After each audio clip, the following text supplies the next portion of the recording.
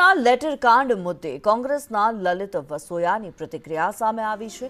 ઉપલેટાના ભાજપના એમએલએ મહેન્દ્ર પાડલિયા વિરુદ્ધ પત્રિકા ફરતી થઈ। મહેન્દ્ર પાડલિયા વિરુદ્ધ ભ્રષ્ટાચારના આક્ષેપની પત્રિકા ફરતી થઈ છે, ત્યારે મહેન્દ્રભાઈએ એસપીને ફરિયાદ કરી છતાં પણ પગલાં ન લેવાયા તેવું લલિત વસોયાએ કહ્યું। અમરેલી એમએલએ વિરુદ્ધ પત્રિકામાં પોલીસ એક્ટિવ થઈ હતી।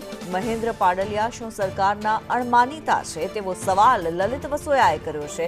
પત્રિકા ફેરવનારના સરઘસ ક્યારે કાઢવામાં આવશે તેવો સવાલ પણ લલિત વસોયા દ્વારા કરવામાં આવ્યો છે। અમરેલીના ધારાસભ્ય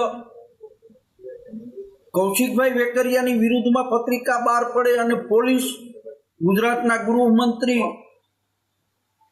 એક્ટિવ થઈ જાય, પત્રિકા કાંડ ના આરોપીઓ સામે પગલાઓ લેવાય, એના સરઘસો કાઢવામાં આવે, તો અમારા ધારાસભ્ય શ્રી શું ભાજપના અણમાનીતા ધારાસભ્ય છે? મારી તો અમારા ધારાસભ્ય શ્રીને વણમાગી સલાહ છે કે આપ